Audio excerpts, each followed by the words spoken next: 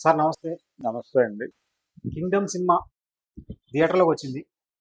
చాలా భారీ అంచనాలతో వచ్చింది. ఈ సినిమా అటు డైరెక్టర్‌కి, అటు విజయ్ దేవరకొండ ఇద్దరికీ చాలా కీలకమైన సినిమా ఇది. సినిమా చూసారు మీరు. ఏంటి ఈ రివ్యూ అంటే ఏం చెప్తారు? అంటే నేను ఈ సినిమాకి సంబంధం లేని ఒక కథ చెప్తాను. చెప్పండి. ఒక పిల్లవాడు తనకిష్టమైన వస్తువులు ఏరుకోవటానికి ఓ సంచి భుజానేసుకుని బయలుదేరతాడు. ఓకే. బయలుదేరి తనకిష్టమైనటువంటి నచ్చిన వస్తువులన్నీ ఆ సంచిలో వేసుకుంటూ వెళుతూ ఉంటాడు. ఈ అన్వేషణలో భాగంగా అతను చాలా వేసుకుంటూ వెళ్ళిపోతూ ఉంటాడు. కొంతసేపటికి అతను చనిపోతాడు. ఆ బ్యాగ్ కింద పడిపోయి, ఆ సంచి కింద పడిపోయి, బరువు ఎక్కువైపోయి. ఓకే. అలసిపోయి. అది పరిస్థితి. అది ఈ సినిమా చూసిన తర్వాత నాకు ఎప్పుడో చదివాను చిన్నప్పుడు ఈ కథ, అది గుర్తొచ్చింది. ఓకే. అలా గౌతమ్ తిన్ననూరి కూడా తనకు చాలా జనాల్ని ఎమోషనలైజ్ చేయాలి, జనాల్ని వేరే ప్రపంచంలోకి తీసుకెళ్ళాలి, అలాగే పాన్ ఇండియా మార్కెట్కి కనెక్ట్ చేసేటువంటి కథలు, అంటే ఆ భారీ ఇది ఉన్నటువంటి ఒక స్పాన్ ఉన్నటువంటి కథలు హ్యాండిల్ చేయగలను అనేది ప్రపంచానికి అర్థం చేయించాలి. ఇలాంటి అనేక బాధ్యతలు భుజాన పెట్టేసుకున్నాడు ఆయన. చెప్పాలి పెట్టేసుకుని ఈ బాధ్యతలన్నీ నెరవేర్చడం కోసం ఒక కథ అనుకున్నాడు. అది ఒక లేయర్ జనరల్గా ఆయన ఒక సింగిల్ ఎమోషన్ మీద నడుపుతున్నాడు ఇప్పటిదాకా ఆయన సినిమాలన్నీ. ఓకే. అంటే ఒక మనిషికి ఇంకో మనిషితో ఉండేటువంటి ఒక రిలేషను, అటాచ్మెంటు, ఎమోషను, దాని మీద కథ అల్లుకుంటూ వచ్చాడు. ఇప్పుడు దాన్ని తీసుకుని దాంతో పాటు ఒక జాతి ఎమోషన్ని కూడా లింక్ చేస్తూ ఒక ఫోక్ ఎలిమెంట్ని దానిలోకి ఇన్వాల్వ్ చేసి, అంటే అప్పటికే 3 లేయర్లలో కథ వెళ్ళింది. ఇలా వెళ్ళిన తర్వాత ఈ జాతి ఎమోషన్ని, ఈ సింగిల్గా ఇద్దరు మనుషుల మధ్య ఉండేటువంటి ఎమోషన్ని లింక్ చేయటానికి ఇతను వేరే దేశాన్ని ఎంచుకున్నాడు. వేరే దేశాన్ని ఎంచుకుని ఇక్కడి నుంచి ఒక మనిషిని అక్కడికి పంపించడానికి దౌత్యపరమైనటువంటి వ్యవహారాలు ఉంటాయి. దానికి సంబంధించి ఇంకొక లేయర్ కథ అల్లుకున్నాడు, ఒక స్పై స్టోరీని అల్లుకున్నాడు. ఇది 3వ కథ. ఈ 3వ కథకి జాయింట్ చేస్తూ ఒక విలన్ కథ అల్లుకున్నాడు. విలన్ కథ అంటే లోకల్స్ నాన్ లోకల్స్ మధ్య జరిగేటువంటి వార్గా మార్చాడు. దాన్ని మార్చేసి ఇక్కడ అతను మర్చిపోయిన విషయం ఏంటంటే, వేరే ప్రాంతంలో ఒక యాక్టివిటీ జరుగుతూ ఉంటుంది, ఒక ఆ దేశాన్ని ఇబ్బంది పెట్టేటువంటి, లేకపోతే ఆ దేశపు ఆర్థిక వ్యవస్థను ఇబ్బంది పెట్టేటువంటి ఒక కార్యక్రమం జరుగుతూ ఉంటుంది అక్కడ.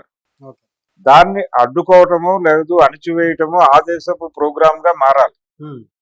అక్కడికి ఇంకో దేశం తన స్పైని ఎందుకు పంపిస్తుంది అనే దానికి ఒక జస్టిఫికేషన్ ఉండాలి. ఆ జస్టిఫికేషన్ లేదు. అంటే దౌత్యపరంగా శ్రీలంక నుంచి భారతదేశంలోకి ఏవైనా వస్తున్నాయంటే వీళ్ళ బార్డర్లో సెక్యూరిటీ పెంచుకోవాలి, అంతే తప్ప వాళ్ళ బార్డర్ ఆపరేషన్స్ కూడా వీళ్ళే మానిటర్ చేయటం అనేది ఉండదు. ఎందుకు ఆ ఆపరేషన్ జరిగింది, ఈ స్పై అక్కడికి ఎందుకు వెళ్ళాడు అంటే అట్నుంచి ఈ దేశానికి ఏదైనా థ్రెట్ ఉందా అనేది ఎస్టాబ్లిష్ చేయాలి. అది జరగల. అదొక ఆ లేయర్లోనే ఒక గందరగోళం ఉంది. ఎప్పుడైతే ఆ లేయర్లో గందరగోళం అయిందో ఆ లేయర్లోకి హీరోయిన్ని ప్రవేశపెట్టారు. ప్రవేశపెట్టడంతో ఆ క్యారెక్టర్ని ఏం చేయాలో అర్థం కాలేదు డైరెక్టర్కి. సో ఒక క్యారెక్టర్, ఆ క్యారెక్టర్ ఎవరు చేసినా పెద్ద ఇబ్బంది లేదు. అంటే ఫైనల్గా మీరు ఎందుకు భాగ్యశ్రీ ఉంది ఆ సినిమాలో అంటే కుట్లు వేయటానికి హీరోకి అని చెప్పాల్సిన పరిస్థితికి నెట్టివేయబడ్డది ఆ క్యారెక్టర్. ఇలాంటి చాలా దారుణాలు సినిమాలో ఆయనకు తెలియకుండానే జరిగిపోతూ వచ్చాయి. రెండోది, తను తీసుకుంటూ వెళ్తున్నటువంటి సినిమా స్పాన్, అంటే తనకు ఒక పరిధి ఉంది. ఈ పరిధిలో కుదించి చెప్పాలి. ఈ చెప్పటం అనేది ఎప్పుడైతే తనకు ఒక పరిధి ఉంది అనే విషయం తెలుస్తుందో డైరెక్టర్కి, తెలిసిన తర్వాత దాన్ని 1 లైన్ ఆర్డర్లో జనాలకి కన్వే అయిపోవాలి. కథ గురించి కన్ఫ్యూజ్ అవ్వకూడదు. నువ్వు ఎన్ని లేయర్లలోనైనా నడుపు, కానీ దానికి ఒక ఏకసూత్రత ఉండాలి. ఆ ఏకసూత్రత ఉన్నప్పుడు ప్రేక్షకుడు కన్ఫ్యూజన్ లేకుండా బయటకు వచ్చి ఒక అభిప్రాయం చెప్తాడు. అలాంటి పరిస్థితి లేకుండా తనే చేసుకున్నాడు. అంటే మీకు సెకండ్ హాఫ్లో చివరిలో వచ్చేటువంటి చాలా సన్నివేశాలని ఫస్ట్ హాఫ్కి షిఫ్ట్ చేసి సెకండ్ హాఫ్ కొంచెం లేజర్ తీసుకుని జనాలకి అన్ని ఎమోషన్స్ క్యారీ అయ్యేలాగా కథని డ్రైవ్ చేసుంటే, నిజానికి అన్నదమ్ముల కథలు చాలా చూసాం మనం. అవును. అన్నదమ్ముల మధ్య ఎమోషన్ అది డ్రామా. గుడ్ ఆర్ బ్యాడ్ రెండు వైపులా నేరేట్ చేసినటువంటి అనేక కథలు చూసాం. అవును. ఈ అనేక కథల్లో మనకి ప్రధానంగా మనసుకు హత్తుకునే కథలు చాలా ఉన్నాయి. ఉదాహరణకి రీసెంట్ టైమ్స్ లో అన్నదమ్ముల ఎమోషన్ తో వచ్చినటువంటి సినిమా రంగస్థలం చూసాం మనం. అవును. అది అన్ని రకాల ఎమోషన్స్ ని నడిపించింది ఒకే కథలో, సింగిల్ లేయర్ స్టోరీ. దానిలో కూడా 100 ఏరుకున్నాడు ఆయన, 100 లేయర్లలో కథ చెప్పాడు. కానీ మీకు ఏకసూత్రత కనిపిస్తుంది. ఓకే. ఇందులో ఏ లేయర్ కా లేయర్ సపరేట్ గా ఉంటుంది. అది మెర్జ్ అవటం దగ్గర సమస్యలు ఉత్పన్నమైనాయి, ఆ మెర్జ్ చేయటం దగ్గర గందరగోళం ఉంది. ఈ గందరగోళం ఆడియన్స్ స్మూత్ గా ట్రావెల్ అవ్వలేకపోయారు సినిమాతో. ఈ గందరగోళంలో ఏ క్యారెక్టర్ ఎందుకుంది అనేటువంటి ఒక కన్ఫ్యూజన్, చివరికి హీరో క్యారెక్టర్ కూడా అలా డ్రైవ్ అయిపోతూ ఉంటుంది. హీరో డ్రైవ్ చేస్తున్నట్టుగా కథ ఉండదు, హీరోని ఎవరో డ్రైవ్ చేస్తున్నట్టుగా కథ నడుస్తుంది. ఇది ఒక ఇబ్బందికరమైనటువంటి పరిస్థితి. అందుకని ఈ సినిమా ఒక ప్రాపర్ ఒపీనియన్ ని ప్రేక్షకుల నుంచి రాబట్టుకోవటం అనేది కష్టం. సో ఇది ఒక అబౌవ్ యావరేజ్ టు యావరేజ్ సినిమాగానే మిగులుతుంది తప్ప ఆయన అనుకున్నటువంటి, అంటే నిజానికి ఈ సినిమాకి సంబంధించి సీక్వెల్ ఉంటుంది అనే ఇంప్రెషన్ ఇచ్చుకుంటూ వెళ్ళారు. చివరి అరగంట మీకు దీనికి సీక్వెల్ అనౌన్స్ చేయబోతున్నారు మరికొద్ది క్షణాల్లో దర్శకుడు గారు అని అనుభూతి చెందేలాగా లీడ్ ఇచ్చుకుంటూ వెళ్ళారు. అంటే ఇతను ఎవరు అని పరిశోధించడానికి ఒక క్యారెక్టర్ బయటకు వెళ్తుంది. ఆ క్యారెక్టర్ ఇతను ఎవరో కనిపెట్టింది, అది ఏ క్షణమైనా వెనక్కి రావచ్చు. అతను వచ్చేలోపు ఇతను రాజు అయిపోయి ఉంటాడు. ఆ విషయం తెలిసిన తర్వాత ఈ జాతి ఎలా రియాక్ట్ అవుతుంది, వారసత్వంగా ఇతను నిజానికి అంటే 1920లో శ్రీకాకుళంలో మొదలైన ఈ పాత్ర మధ్యలో తెలంగాణకి ఎలా చేరింది, తెలంగాణ నుంచి శ్రీలంకకి ఎలా చేరింది అనే దానికి సంబంధించినటువంటి ఒక లేయర్ తాలూకా కన్ఫ్యూజన్ ఆడియన్స్ లో క్యారీ అవుతూనే ఉంటుంది.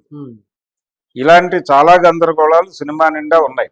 రెండోది అసలు బేసిక్ గందరగోళం ఏంటంటే, సినిమా ఓపెనింగే చాలా ఒక అద్భుతమైన సన్నివేశంతో ఓపెన్ చేశాడు. అంటే 1920లో బ్రిటిష్ వాళ్ళు ఒక జాలరీ పల్లె మీద దాడి చేస్తున్నట్టుగా నడిచింది. అది శ్రీకాకుళంలో ఆ దాడి ఎందుకు జరిగింది, దాని నేపథ్యం ఏమిటి, ఎందుకు వాళ్ళని చంపాల్సి వచ్చింది అనే దానికి ప్రాపర్ ఎస్టాబ్లిష్మెంట్ లేదు. బ్రిటిష్ వాళ్ళు ఆ రోజుల్లో భారతీయులను చంపడమే ప్రోగ్రామ్ గా పెట్టుకున్నారు అని మనం నమ్మితే తప్ప, వాళ్ళు చంపిన మాట వాస్తవమే, కానీ ప్రతి హత్యాకాండకి ఒక రీజన్ ఉంది, ఏదో ఒక రీజన్ ఎస్టాబ్లిష్ చేసుకునే జరిగినాయి. ఇప్పుడు జలియన్ వాలాబాగ్ జరగడానికి కూడా ఒక రీజన్ ఉంది. అక్కడ ఒక పర్సనల్ ఎమోషన్, ఒక వ్యక్తి ఎమోషన్ కూడా ఉంది, డయర్ ఎమోషన్ ఉంది. ఇలాంటిది ఏదో ఒక ఎలిమెంట్ అక్కడ ఉండాలి. ఆ ఎలిమెంట్ కూడా క్యారీ ఫార్వర్డ్ అవ్వాలి కథతో పాటు.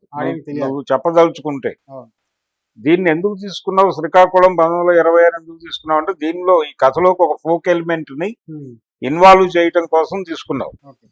మరి ఆ ప్రయత్నం ఎందుకు ముందుకు జరగలేదు, ఎక్కడ వదిలేశారు అంటే, ప్రతి తాడు అనేక తాళ్లు తీసుకున్నాడు ఆయన.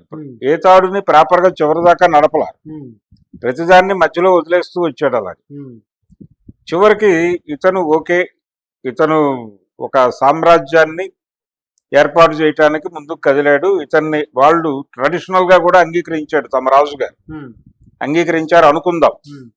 అప్పటికే సగం నాశనం అయిపోయిన జాతి, మిగిలిన జాతి ఇతన్ని నాయకుడిగా అంగీకరిస్తుంది. ఇది నిజానికి పౌరాణిక రెఫరెన్సెస్ నుంచి లేపుకొచ్చినటువంటి ముక్క.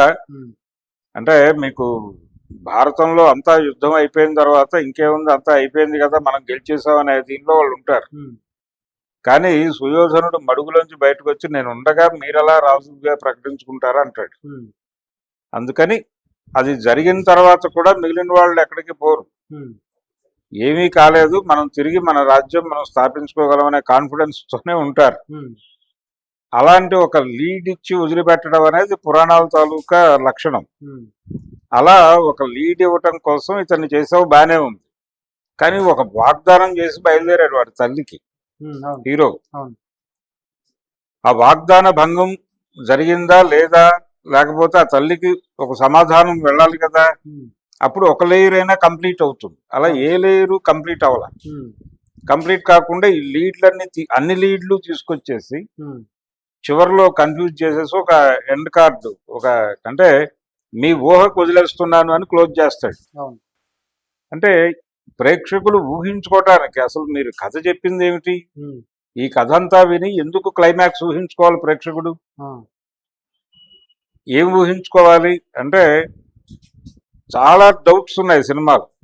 ఇన్ని సందేహాలతో ప్రేక్షకుడిని బయటకు వదలకూడదు. ఒకటి, ఈ ప్రపంచంతో సంబంధం లేని కథ, కంక్లూడ్ అయింది కూడా ఈ టైం కాదు, అది ప్రజెంట్ డే సిచ్యువేషన్ కాదు, అది 92 అన్నాడు. 92 నాటికి శ్రీలంక కండిషన్ ఏంటి? మనకు రాజీవ్ గాంధీ హత్య జరిగింది అదే టైం. అప్పటికి అక్కడ టుల్ఫ్, ఎల్టీటీఈ అన్ని యాక్టివ్ గా ఉన్నాయి, వీళ్ళు చెప్పిన జాఫ్నా జోన్ లో. మరి వాళ్ళు ఎక్కడ కనిపించలేండి సినిమాలో, వాళ్ళేమైపోయారు? అంటే వాళ్ళ నుంచి భారతదేశం ముప్పు ఉంది, ఐపీకేఎఫ్ ప్రోగ్రామ్ లో భాగంగా వెళ్ళాడు, అది ఎందుకు చెప్పడం బలంగా?